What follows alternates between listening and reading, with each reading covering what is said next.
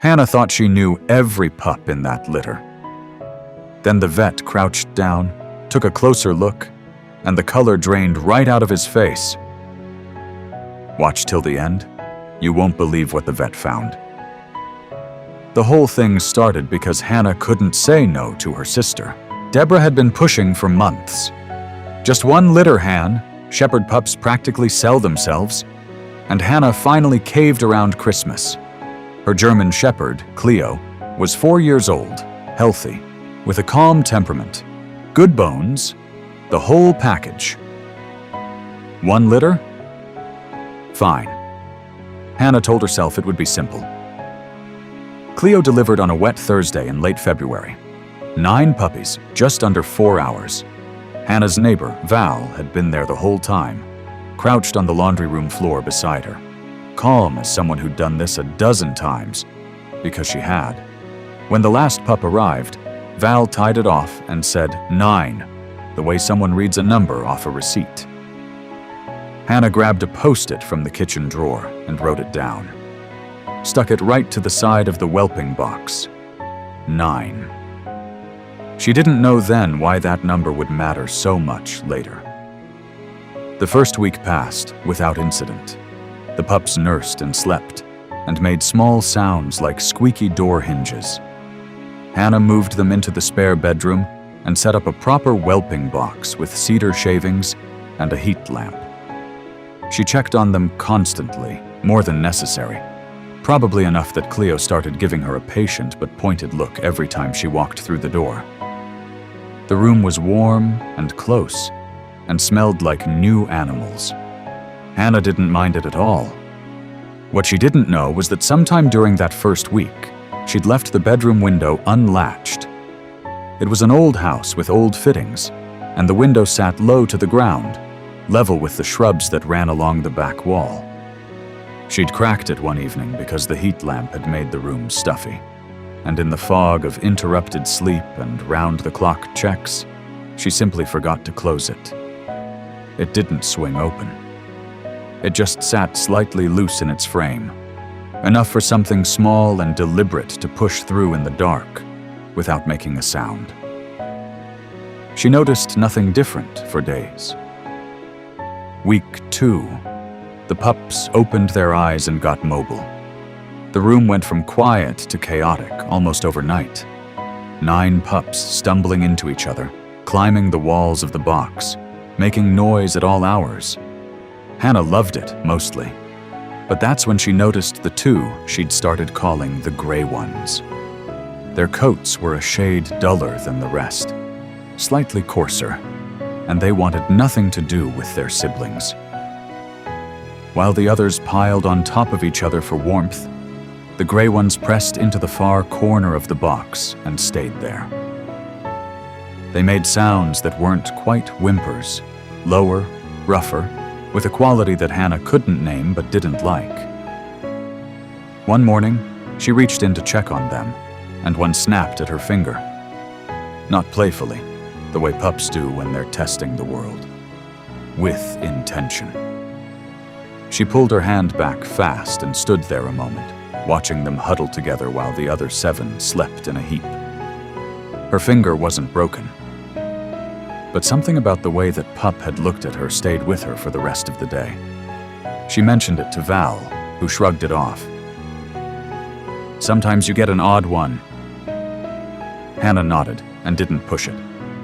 But she called Dr. Ben Calloway's office first thing Monday morning. Shots were due anyway, and she had a concern she needed someone qualified to look at. He arrived just after noon on Thursday. Tall, unhurried, the kind of vet who said hello to the dog before the owner. He set his bag on the kitchen table, followed Hannah to the spare room, and before he'd even fully stepped through the door, 7 puppies had launched themselves in his direction. He crouched down, laughing, scratching his ears, letting them climb his arms. He had the easy manner of someone completely at home in chaos. The gray ones didn't move from their corner. He noticed them without being told.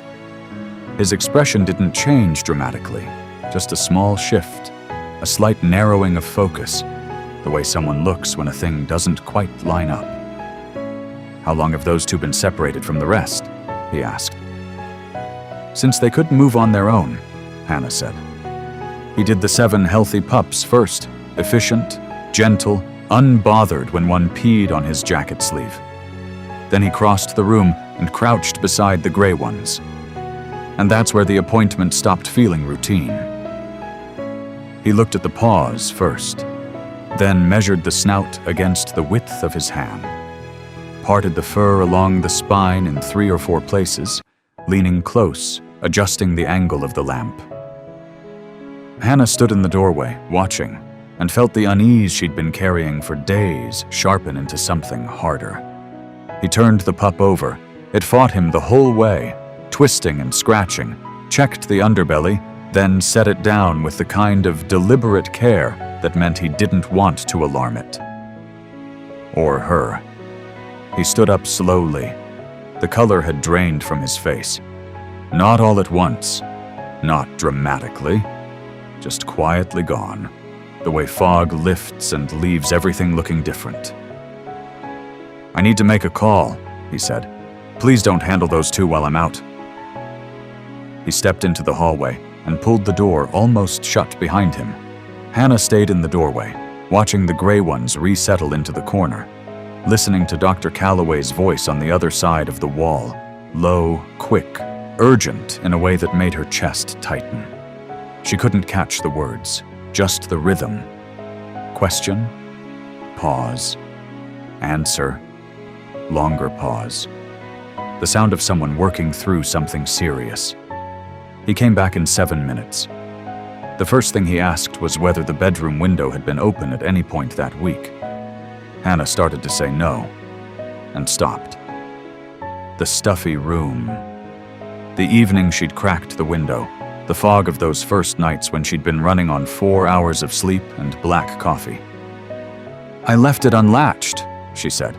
"A few nights, maybe more." He nodded slowly, like that was the last piece of something he'd been assembling. "You counted birth? You're confident it was 9? "Val and I both counted. 9. There are 11 in that box." Hannah looked. She counted. He was right. What followed was the strangest conversation of her life. Dr. Calloway told her carefully, and without drama, that the 2 gray pups were not German Shepherds. The skull shape was wrong. The paws were wrong. The fur along the spine told a different story entirely. He believed, and a colleague he'd just spoken to agreed, that they were gray wolf pups. He'd been briefed weeks earlier through a regional wildlife network. A small pack had been tracked moving east, closer to the townships than anyone was comfortable with. A pregnant female had split off from the group around the time Cleo delivered and hadn't been relocated since. His best read on it.